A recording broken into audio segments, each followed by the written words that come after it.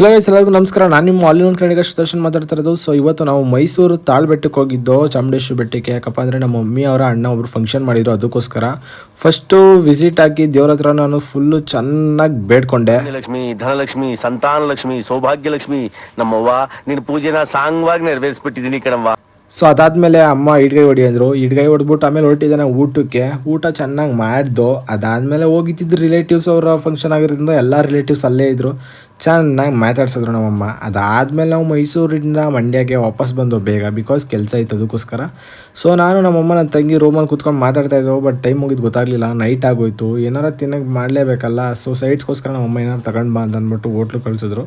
So ನಾನು ಹಂಗೆ ನಮ್ಮ ಒಂದು ಏರಿಯಾದಲ್ಲಿ ಓಪನ್ ಮಾಡಿದ್ದು ಬಾರ್ಬಿಕ್ಯೂದು ಒಂದು ವೀಡಿಯೋ ಮಾಡ್ಕೊಂಡು ಬರೋಕ್ಕೆ ಅಂತ ಹೋಗಿದ್ದೆ ನಾನು ಮತ್ತು ನಮ್ಮ ಮಂಜ. ಸೊ ಚೆನ್ನಾಗಿ ತಿನ್ಕೊಂಡು ಅಲ್ಲಿ ವಾಪಸ್ ಮನೆಗೆ ಬಂದೆ. ಮನೇಲಿ ಸ್ವಲ್ಪ ಊಟ ಗೀಟ ಮಾಡ್ಕೊಂಡು ಮಲ್ಕೋತಾ ಇದ್ದೀನಿ. ಸಬ್ಸ್ಕ್ರೈಬ್ ಮಾಡಿ ಆದಷ್ಟು ಬೇಗ 1K ರೀಚ್ ಮಾಡೋಣ. ಬಾಯ್.